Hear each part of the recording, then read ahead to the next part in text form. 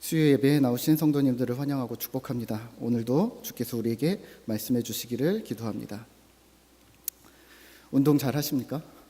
네. 제가 운동신경이 좀 있습니다. 네. 보기와는 다르게 아주 날렵하고 땅딱하게 뭉친 근육으로 이루어져 있고 아주 못하는 것이 없습니다. 네. 얼마 전에 갑자기 뭐가 얼굴로 확 날라오는 거예요. 그래서 이마에 쾅 부딪히는 거예요. 정말 너무 아픈 거예요. 그래가지고 이게 뭐지? 하고 있는데 뭐가 또 날라와서 또 쾅 또 부딪힌 거예요. 봤더니 공인 거예요. 웬 공이야 하는데 공이 또 날라오는 거예요. 그래서 손을 내밀었어요. 근데 또 머리에 쾅 하고 이마에 부딪혔어요. 또 못 막았어요. 왜 이러지? 또 공이 날아와요. 손을 들었습니다. 근데 손이 제 마음대로 움직이는 게 아니에요. 팔이 허우적거리면서 공을 못 막는 거예요, 제가. 그래서 또 쾅, 또 쾅. 이게 무슨 상황이지? 제가 매우 이성적인 사람이거든요. 머리를 막 굴리는데 내가 왜 이걸 못 피할까? 이걸 왜 못 막을까? 말이 안 되는 상황인데 막 하고 있는데 아무리 생각해봐도 이게 꿈이 아니면 불가능한 거예요. 그래서 못 막거나 못 피할 수가 없거든요. 그래서 꿈이다 하면서 깼습니다. 네, 꿈이었습니다. 네. 눈을 딱 떴더니 제 베개에 저기 있는 둘째 머리가 이렇게 딱 얼굴이 있는 거예요. 네. 너무 평안하게 자고 있는 거예요. 완전 천사처럼. 진짜 이렇게 평온한 밤에 다들 이렇게 조용히 자고 있는 밤에 내 꿈은 이게 무슨 날벼락이냐. 그러면서 마음을 막 가라앉혔습니다. 막 벌렁거리는 심장을 가라앉혔어요. 진짜 꿈이 너무 생생한 거예요. 이마를 만져봤는데 진짜 아픈 것 같기도 하고 아닌 것 같기도 하고 야 진짜 신기하다. 그러면서 다시 잠이 들락말락 하는데 또 뭐 이마에 쾅! 알고 봤더니 이 둘째 놈이 듣고 있니? 네. 둘째 놈이 무슨 꿈을 꾸는지 모르겠는데 박치기를 제 머리에다가 쾅! 몇 대를 맞았는지 모르겠어요. 만약 제가 꿈을 안 깼으면 어땠을까요? 제 꿈속 세상에서 이게 왜 안 되지? 왜 이 공이 안 막아지지? 날아온 공을 왜 못 막지? 아마 계속 이러고 있었을 겁니다. 제가 만들어낸, 제 무의식이 만들어낸 그 세상에서 나와야만 진짜 이유를 발견할 수 있는 거겠죠. 꿈 같은 무의식 상황뿐만 아니라 사실 정신을 똑바로 차리고 있는 때에도 우리는 진실을 왜곡하거나 핵심을 놓칠 때가 있습니다. 예를 들면 저는 강대상에 올라올 때 항상 거울을 몇 번이나 보고 올라옵니다. 뭘 보냐면 딴 데 안 보고 넥타이만 봅니다. 넥타이가 딱 중앙에 있는가. 오늘 딱 중앙에 있죠. 네, 항상 중앙에 있는가. 제가 앉아있는 이제 청중에 앉아있을 때 넥타이가 중앙에 안 있는 분들이 이렇게 된 분들이 올라오면 그날 설교가 집중이 안 됩니다. 그날 기도가 집중이 안 됩니다. 그날 뭐 하시는 분들 그 순서 맞추신 분들 때문에 그게 넥타이 때문에 아무것도 집중이 안 됩니다. 저걸 어떻게 해드릴 수도 없고 말을 해드릴 수도 없고. 예? 저만 그럽니까? 여러분들도 그러시잖아요. 예. 지난번에 제가 설교하고 내려갔더니 저를 너무 사랑하시는 어떤 집사님이 제 머리카락이 너무 신경이 쓰였다고. 예. 요 꼬랑지가 여기서 내려와서 달랑달랑 하는데 말씀은 은혜로운 것 같은데 달랑달랑 하는 것 때문에 계속 신경 쓰였다고. 그것 좀 어떻게 하라고. 예. 그래서 제가 이렇게 얘기했어요. 집사님, 요 머리 때문에 예배 못 들으신 거 아니시죠? 말씀 못 들으신 거 아니시죠? 아, 그럼요. 이렇게 얘기하시긴 했는데 모르겠어요. 네. 우리가 다 비슷합니다. 네. 목사님 머리, 기도자 넥타이, 찬양하시는 분 반지, 귀걸이, 성가대 안경을 뭘 꼈는가, 머리에 핀을 못 꽂았는가까지 뭘 보고 계십니까? 예배 시간에. 하나님께 집중하셔야죠. 그렇죠? 수많은 환경과 상황들은 우리의 마음을 쉽게 뺏어갑니다. 내가 생각한 그 원인을 제거하기만 하면 예배를 잘 드릴 수 있다고 우리는 생각합니다. 축구공을 잘 피하면 예배를 잘 드릴 수 있을 거라고 생각하는 것과 마찬가지입니다. 내가 만들어 놓은 세상에서 나오지 않으면 안 되는데, 내가 고집하는 생각들을 무너뜨리지 않으면 주를 볼 수 없는데, 우리는 자꾸만 다른 원인을 찾고 있습니다. 그 생각의 틀을 벗어나려고 하지 않습니다. 그 생각의 틀을 오늘 우리는 고정관념이라 부르겠습니다. 사실 오늘 본문에 등장하는 예수님의 제자들도 자신들의 생각을 내려놓지 못했습니다. 누가복음 24장에서는 세 가지 사건이 등장하는데요. 하나는 부활하신 예수님을 찾아간 여인들, 두 번째는 엠마오 도상의 제자들, 세 번째는 제자들에게 나타나신 부활하신 예수님. 오늘은 시간상 앞에 두 사건만 볼 텐데요. 세 사건의 공통점은 자신들의 생각을 예수 그리스도의 부활이라는 사건 앞에서 굽히지 않았다는 겁니다. 고정관념입니다. 첫 번째 사건은 24장 1절에서 보시면요, 안식 후 첫날 새벽에 막달라 마리아, 요한나, 야고보의 모친 마리아 등 4명의 여인이 향품을 가지고 무덤으로 갑니다. 근데 예수님의 시체가 없는 거예요. 이들에게 천사가 나타나 말합니다. 24장 5절 6절입니다. 어찌하여 살아있는 자를 죽은 자 가운데서 찾느냐? 여기 계시지 않고 살아나셨느니라. 갈릴리에 계실 때 너희에게 어떻게 말씀하셨는지를 기억하라. 아멘. 기억하라. 갈릴리에 계실 때 뭐라 말씀하셨는지. 충격입니다. 기억해. 뭘? 예수님이 죽었는데 기억해야 돼? 죽은 사람 앞에서는 당연히 슬퍼하고 장례를 치르고 향품을 바르는 게 그것보다 더 중요한 게 있어? 기억해. 예수님의 말씀을. 이 여인들은 기억해냅니다. 그리고 이 여인들은 제자들에게 알립니다. 제자들도 믿지 못합니다. 요한과 베드로는 굳이 달려와서 빈 무덤을 확인합니다. 그리고 또 충격이라고 합니다. 깜짝 놀랍니다. 부활하셨어? 진짜 왔는데 진짜 없어요. 진짜네? 과연 제자들이 또 여인들이 예수님이 부활할 거라는 사실을 몰랐을까요? 지금 처음 듣는 걸까요? 아니요, 이미 들었습니다. 수차례 들었습니다. 하지만 마음에 담지 않았습니다. 기억에 남겨놓지 않았습니다. 고정관념 때문입니다. 7절입니다. 인자가 죄인의 손에 넘겨져 십자가에 못 박히고 제3일에 다시 살아나야 하리라. 이 문구가 복음서에 몇 번이나 등장하는지 여러분들 아시죠? 아마 성경에 기록되지 않은 더 수많은 수차례의 말씀을 예수님께서 하셨을 겁니다. 제자들에게요. 오늘 여인과 제자들에게 중요한 것은 현실에 적응하는 것, 슬퍼하고 무덤에 향품을 바르러 오는 것보다 더 중요했던 것은 주의 말씀을 기억하는 것이었습니다. 오늘 우리가 함께 읽은 본문도 마찬가지입니다. 두 제자가 예루살렘을 떠나서 엠마오로 향합니다. 그들이 서로 얘기할 때 예수님이 동행하는데 알아보지 못합니다. 19절입니다. 우리 함께 같이 읽을까요? 19절 20절입니다.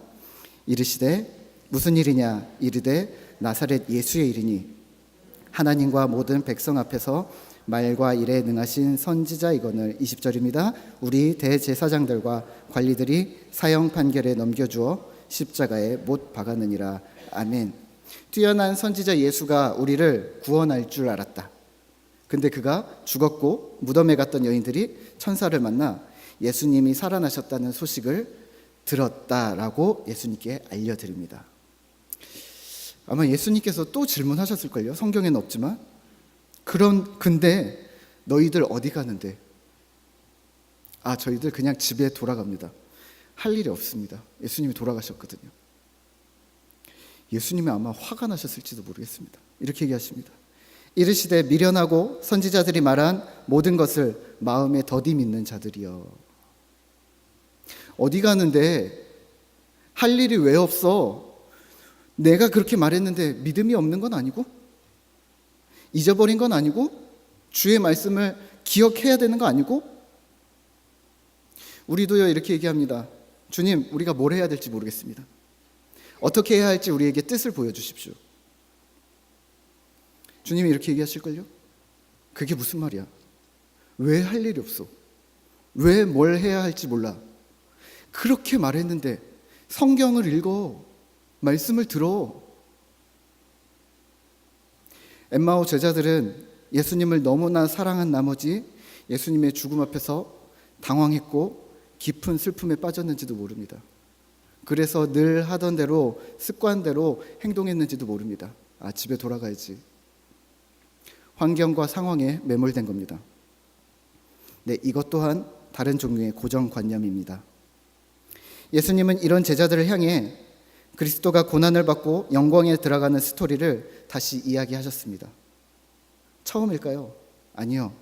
이미 들었던 내용을 또 다시 반복하는 겁니다. 또 반복합니다.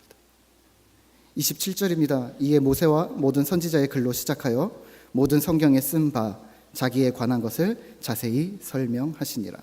아멘. 여기서 또 충격을 받았습니다. 제자들이 마음이 뜨거워졌고 뭘 해야 할지 다시 기억나기 시작한 겁니다. 제자들이 붙잡습니다. 선생님, 더 말씀해 주십시오. 그리고 함께 저녁 드실 때 눈이 밝아져 예수님인 것을 알아봅니다. 그리고 예수님은 사라집니다. 두 제자가 이렇게 고백합니다. 32절입니다. 우리 함께 같이 읽겠습니다. 그들이 서로 말하되 길에서 우리에게 말씀하시고 우리에게 성경을 풀어주실 때에 우리 속에서 마음이 뜨겁지 아니하더냐 하고. 아멘. 주께서 성경을 풀어주실 때 우리 속에서 마음이 뜨거웠다. 말씀을 읽을 때, 들을 때, 그 말씀을 이해하고 실천할 때 마음이 뜨거워졌다. 네, 말씀에 대한 옳은 반응입니다. 우리의 고정관념을 어떻게 바꾸는가, 내 생각을, 내 고집을 내가 만든 세상에서 어떻게 내가 헤어나오는가, 내 말씀입니다. 거기서 시작입니다. 말씀 가운데로 들어오셔야 합니다. 오늘날 우리는 말씀의 홍수시대에 살고 있습니다.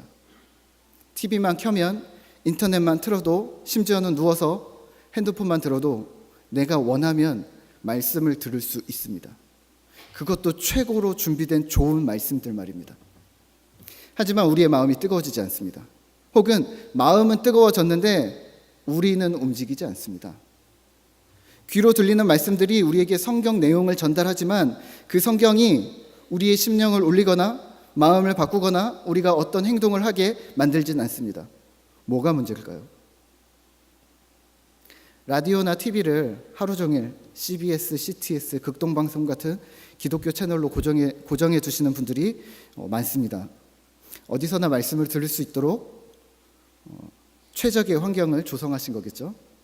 하지만 질문 하나 할까요? 신앙이 좀 튼튼해지셨습니까? 그래서 믿음이 좀 잘하셨습니까? 주님의 제자가 되는 건요, 어떻게 됐습니까? 왜 변화가 없을까요? 왜 우리는 움직이지 않을까요? 마음밭입니다.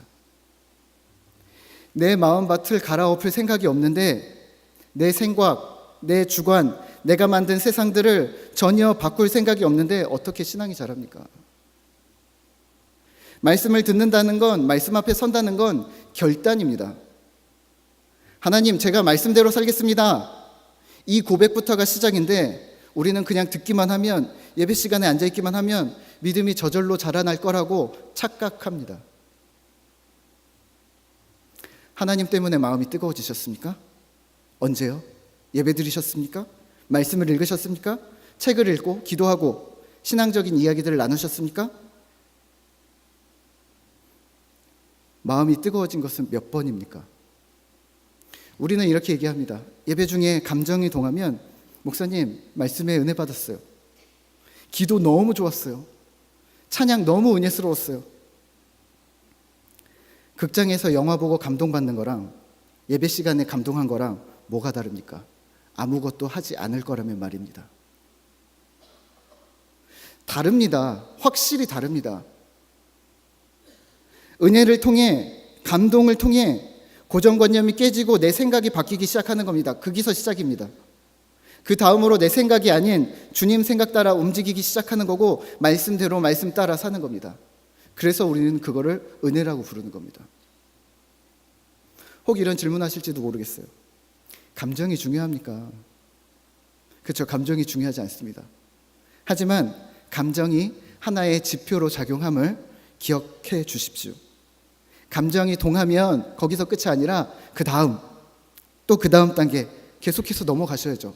감정만 계속 동하고 계실 겁니까?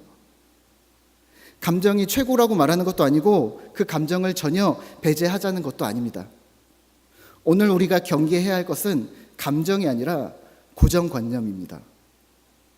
내가 만든 틀, 내가 꽂힌 것, 내가 중요하게 생각하는 것, 왜 이것들이 하나님보다 더 위에 서 있는 걸까요? 사실 고정관념의 문제는 삶의 주도권의 문제입니다. 내 삶의 주인이 누구인가가 포인트입니다.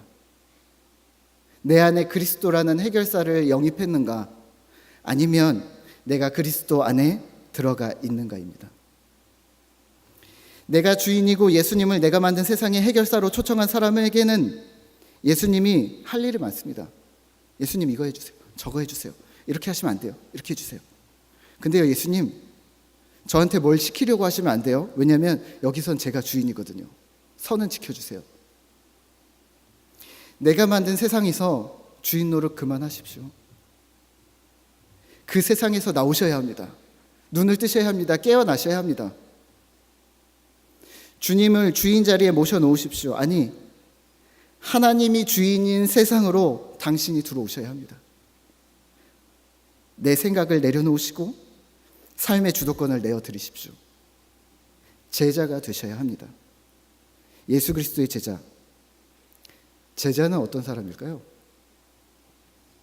오늘날의 교회는 큰 문제가 있습니다. 깊이 없는 성장에 교회를 내몰았다는 겁니다. 깊이가 없는 거예요.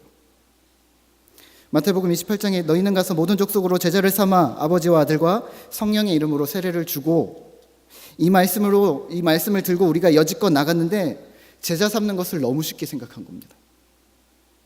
예수님을 3년이나 따라다녔던 제자들도 제대로 사명 감당하는데 한참이 걸렸는데 우리는 복음을 접한 지 5분 만에 제자가 된다고 생각하는 겁니다. 마태복음에서 말하는 세례가 오늘날 우리가 주는 세례랑 똑같다고 생각하는 겁니다. 성령 세례라고 생각하지 않는 겁니다. 예수 믿으세요. 오케이, 당신은 제자입니다. 그러면 세례 받으세요. 세례 주고. 그리고 예수님 저 이만큼 했습니다. 저 칭찬해 주세요. 회심자와 참 제자를 혼돈한 것입니다. 정리해 드릴까요? 회심자는 예수님을 믿기로 결심한 자들입니다. 네, 이들에게도 구원이, 죄사함이 임했음을 믿습니다. 그게 우리 장로교 교리입니다. 하지만 세상에 십자가의 능력을 보여주는 제자라고 부를 수는 없습니다. 십자가에 대한 이해가 없기 때문입니다. 회심자는 무엇이 내 생각이고 무엇이 성경이 말하는 건지 아직 모릅니다. 하지만 주님 믿겠다고 뛰어든 소중한 귀한 사람들입니다. 제자로 살고 싶다고 결심한 사람들입니다. 믿음으로 제자가 되겠다고 선언했으면 이제 제자가 되는 방법을 가르치고 배워야 하는 겁니다. 제자는 평생 배우는 자, 학생입니다. 도제입니다. 이런 겁니다. 옛날에 소림사 영화 많이 보셨죠? 네, 저도 성룡 영화 엄청 많이 봤는데요. 막 무술하는 거. 주인공이, 영화를 보면 스토리가 항상 이래요. 주인공이 억울한 누명이나 부모의 원수를 갚기 위해서 무술 고수를 찾아갑니다. 제자가 되겠습니다. 받아주십시오. 스승이 안 돼, 나 제자 안 받아. 받아주십시오. 그래, 받아줄게. 그래서 받아줍니다. 근데 이 스승님이 맨날 청소시키고 빨래시키고 때리고 토끼 잡아오라고 하고 물 길어 오라고 합니다. 주인공이 불평합니다. 아니 이게 무슨 무술입니까? 스승이 말합니다. 네가 스승이냐? 시킨 대로 해. 물 깃고 빨래하고 청소하면서 체력이 급상승해집니다. 다리통이 두꺼워지고 팔뚝의 근육이 강화가 됩니다. 때리는 거 피하고 토끼 잡고 그러면서 순발력 스피드가 올라갑니다. 주인공도 모르는 사이에 초고수가 되어져 있습니다. 스승이 어느 날 부릅니다. 온 지 얼마 됐지? 3년 됐습니다. 하산하라. 더 이상 가르칠 것이 없다. 아니 스승님, 제가 배운 게 뭐가 있는데요? 저는 시킨 것밖에 한 게 없는데요. 달라스 윌라드는 이렇게 얘기합니다. 예수께서 분부하신 것을 하나씩 행할 수 있도록 시간을 줘야 하는데 우리는 회심자들에게, 예수를 처음 믿은 자들에게 배울 시간을 안 줬고 훈련할 시간을 주지 않았다. 배울 시간과 훈련할 시간. 회심자들이 제자가 뭔지 모르니까, 십자가의 원리가 뭔지 모르니까 예수님처럼 살라고 가르치는 제 양육의, 제 생산의 일들이 불가능해졌다. 제자가 이제 없다. 그리스도의 제자란 하나님 나라의 삶에 대한 이해를 이 땅에서 자기 삶의 모든 면에 배우면서 적용하는 사람입니다. 다시 말하면 예수님의 제자란 이 땅을 살아가지만 하나님 나라에서 사는 것처럼 사는 사람입니다. 주님의 제자란 성경을 내 삶에 적용해 나가는 사람입니다. 예수님 시킨 대로 성경대로 살아가는 겁니다. 성경대로 살아보고 성경대로 희생해보고 낮은 자리에 처해보고 그러면서 십자가의 원리를 발견하는 사람입니다. 오늘날 한국교회 안에 뿌리 박힌 고정관념은요, 그거 안 해도 돼. 제자가 아니어도 그리스도인이야. 괜찮아. 너무 부담 갖지 마. 그냥 영접만 해. 제자가 되는 건 그건 선택사항이야. 해도 되고 안 해도 돼. 그래도 안 해도 천국 갈 수 있어. 목사님, 저는 예수님의 제자가 되고 싶은 게 아니라 천국 가려고 예수 믿는 건데 천국만 가면 되거든요. 이게 가능할까요? 교리를 이용하는 건 아닙니까? 만일 이게 가능하다면 그게 문제입니다. 제자는 십자가의 원리로 살아간다고 했는데 그러면 십자가의 원리는 뭡니까? 십자가는 세상의 법칙에 대한 거부입니다. 로마서 12장 1절 2절입니다. 너희는 이 세대를 본받지 말고 오직 마음을 새롭게 함으로 변화를 받아 하나님의 선하시고 기뻐하시고 온전하신 뜻이 무엇인지 분별하도록 하라. 이 세상을 본받지 않는 것입니다. 그게 십자가의 원리입니다. 약육강식의 세상의 틀을 완전히 뒤집어 버리는 겁니다. 세상에서 성공했기 때문에 교회에서 대우받아야 한다고 말하지 않는 겁니다. 학교에서 1등했기 때문에 좋은 대학에 들어갔기 때문에 교회에서도 좋은 자리에 앉아야 된다고 말하지 않는 겁니다. 가진 것이 많다고 해서, 소유한 재산이 많다고 해서 당신은 예수님 제자입니다 라고 섣불리 말하지 않는 게, 그게 바로 십자가의 원리입니다. 세상을 본받지 않는 것은 세상이 만들어 놓은 틀에 교회를 맞추지 않는 겁니다. 세상에서 변변치 않은 직업이더라도, 학교에서 꼴찌해도, 육신의 질병과 고통 가운데 있어도, 가진 것이 없고 매 끼니를 걱정해야 하는 상황에 있을지라도 너는 하나님의 자녀야. 걱정하지 마. 주의 제자가 될 충분한 자격이 있어라고 말하는 겁니다. 세상을 본받지 않는 것은 잠시도 쉬지 않고 정신없이 달려야 하는, 겨우 살아남을 수 있는 이 세상에서 멈추라고 말하는 겁니다. 목사님, 저 하루 쉬면 뒤처져요. 학원 하루 안 가면 진도 못 들어가요. 가게 하루 문 닫으면 옆집에 손님 뺏겨요. 옆 친구들, 옆 가게들 세상이 얼마나 치열하게 사는지 아십니까? 저는 멈출 수 없어요. 아니요. 신자는, 제자는 멈춰서서 예배드리고 성경 읽고 묵상하고 고민하면서 예수님이 뭐라고 하셨는지 그 말씀대로, 시키는 대로 사는 겁니다. 제자의 길을 걸으라고 요청되는 게 바로 신자입니다. 이게 하늘의 법칙, 십자가의 원리입니다. 예수님께서 친히 오늘 26절에서 고난을 통해 영광에 들어갈 것을 설명하고 계십니다. 여기서 영광스러우면 거기서도 영광이 아니라 여기서 고난을 통해 영광에 이른다라고 얘기하고 계십니다. 그게 십자가의 원리입니다. 그러면 제자는 어떤 모습이어야 할까요? 겸손하고 신중하셔야 합니다. 함부로 이게 하나님의 뜻이라고 말하지 마셔야 합니다. 오늘 누가복음의 저자도 이렇게 말합니다. 오늘 읽지 않았지만 누가복음 1장 3절에서는요 이렇게 얘기합니다. 우리 중에 이루어진 여러 가지 예수님에 관한 사실들에 대해서 데오빌로 각하에게 차례대로 써보내는 것이 좋을 듯해서 써봅니다. 이 누가복음을 하면서 오늘 24장까지 온 겁니다. 데오빌로 각하여 이게 하나님 말씀입니다. 복음입니다 라고 명령하지 않습니다. 겸허히 말합니다. 제가 한번 예수님에 대해서 써봤습니다. 복음에 대해서 써봤습니다. 어떨까요? 도움이 되실까요? 맞는지 잘 모르겠습니다. 우리는 너무 쉽게 자신의 생각을 하나님의 음성이라고 단언해버립니다. 연구한 내 설교가 하나님 말씀이다. 큐티에서 깨달은 것, 성경 읽다가 생각난 것이 하나님 말씀이다. 정말 확언하십니까? 내 생각은 아닙니까? 아니, 점검하시는 방법은 아십니까? 배우기는 하셨습니까? 심지어는 이런 사람들도 있습니다. 아, 내가 어제 꿈 꿨는데, 기도 중에 환상을 봤는데, 음성을 들었는데, 내 상황을 이렇게 몰아져 가는데 하나님이 이렇게 말씀하셨어. 그게 하나님의 말씀인 거 점검하셨느냐는 말입니다. 점검하시는 방법, 그 방법을 배우긴 하셨냐는 겁니다. 물론 제자라면 이미 배우셨을 겁니다.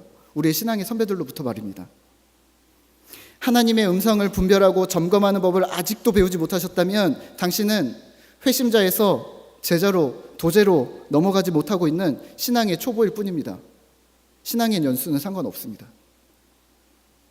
블랙가비의 하나님을 경험하는 삶이라는 책뿐만 아니라 수많은 신앙의 스승들은 우리에게 알려줍니다. 하나님의 음성을 점검하는 데는 적어도 4가지를 확인해야 한다. 첫 번째는 말씀입니다. 두 번째는 기도입니다. 세 번째는 환경입니다. 네 번째는 교회를 통해서 하나님은 우리에게 말씀하신다라고 합니다. 성경 안에서 하나님의 뜻을 찾아가셔야 합니다. 하나님과 성경 인물들의 이야기 속에서 아, 하나님이 이런 분이시구나, 하나님이 어떤 분이신가 캐치하는 겁니다. 그리고 그 하나님이 2018년도에 이 시대의 나에게 무엇이라 말씀하시는가 찾아내는 겁니다. 그래서 말씀을 쉬지 않고 공부하고 평생 배워야 하는 겁니다. 그게 제자입니다. 또 하나는 기도입니다. 기도하면서 하나님의 뜻을 자주 물어야 합니다. 하나님, 이게 맞습니까? 제대로 제가 가고 있는 거 맞습니까? 혹 제 생각대로 방향을 틀어버린 건 아닙니까? 주님 도와주십시오. 힘을 주십시오. 또 환경을 통해서 말씀하십니다. 내가 가려고 하지 않았는데, 내가 하려고 하지 않았는데 주께서 길을 열으시고 사람을 만나게 해주시고 그러면서 길이 열리는 겁니다. 복음이 전해지는 겁니다. 하나님의 일들이 행해지는 겁니다. 또 교회가 가려는 길, 교회가 제시하는 방향, 이것들을 따라 주십시오. 이를 통해서 하나님이 우리에게 말씀하십니다. 그 이외의 것들은 자제해 주십시오. 어떤 집사님이 이렇게 물으셨어요. 목사님, 아니 기도 중에 혹은 말씀 읽는 중에 드는 생각이 내 생각인지 아니면 하나님이 주신 생각인지 어떻게 분별합니까? 그래서 안전장치가 많이 필요한 겁니다. 말씀이, 기도가, 환경이, 교회가 같은 것을 말하면, 동일한 것을 말하면 그것이 하나님의 음성일 가능성이 매우 높습니다. 하나님의 음성이라고 단언하지 않습니다. 매우 높습니다. 왜 이렇게 까다롭게 하는 걸까요? 왜 이렇게 철저하게 하는 걸까요? 실수하지 않기 위해서입니다. 나를 드러내고 싶은 욕망에서 벗어나기 위해서입니다. 하나님 핑계대고 내 유익, 내 사사로운 이익들을 챙기지 않기 위해서입니다. 더 나아가 하나님께 올려져야 하는 영광을 가로채는 죄 가운데 빠지지 않기 위해서입니다. 그러면 제자는 뭘 해야 될까요? 제자는 세상을 잇대어 살아가는 자들입니다. 세상을 본받지 않고 세상의 틀을 거부하면서도 이 땅에서 천국을 경험하고 천국을 만들어가는 사람들입니다. 영원한 하나님의 말씀이 오늘 우리의 현실에 어떻게 연결될 수 있을지 고민하는 자들입니다. 우리가 성경을 읽고 묵상한다는 것은 내 인생과 세상을 끝까지 하나님께로 연결시키겠다는 노력입니다. 세상의 아픔, 슬픔, 고통과 괴로움에 대해 외면하지 않겠다는 굳은 의지인 것입니다. 4월은 대한민국에 참 많은 사건이 있었습니다. 그리고 기억해야 할 일도 많습니다. 누구도 헤아릴 수 없는 그 깊은 상처를 기리는 장애인의 날이 있고요. 또 세월호 사건이 있었고요. 더불어 제주는 4.3의 아픔이 있습니다. 4월에는 동백꽃을 달아주세요 캠페인이 TV에서 열심히 나오는 거예요. 아, 기억하자. 아픔을 기억하고 슬픔을 기억하자. 아, 그래, 나도 동참하자. 그래서 시청에 가서 배지를 달라고 했습니다. 그래서 받아다가 박명구 전도사님도 드리고 뭐 이렇게 했습니다. 어느 날 집사님 한 분이 그러시는 거예요. 배지 달았잖아요. 어떤 집사님이 그러시는 거예요. 악수하다가, 목사님, 이게 무슨 의미인지 아세요? 무슨 뜻인지 아세요? 그러시는 거예요. 그래서 이게 4.3의 아픔을 기억하고 공감하자라는 거 아닙니까?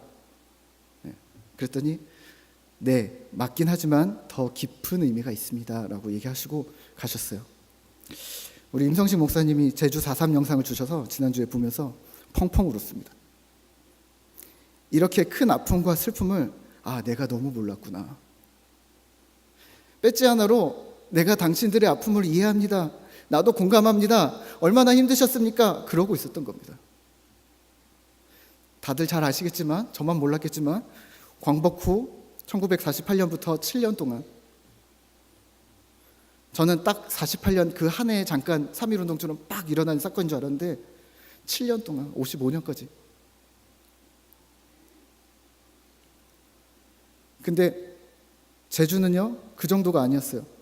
광복 후에는 일본군이 안 나가고 45년 46년 막 이렇게 있고, 일본군이 나가고 나서 미군이 오고 나니까 이념 갈등을 또 싸울 때 정부의 토벌 작업이 조직적으로 있었고, 그 과정에서 죄 없는 사람들이 고문당하고 죽임을 당했습니다.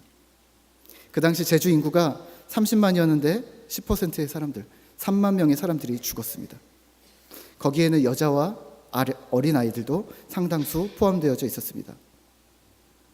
그런데 이 큰 사건을 제주 사람들은, 우리 부모님들은, 우리 어르신들은 말하지 않았습니다.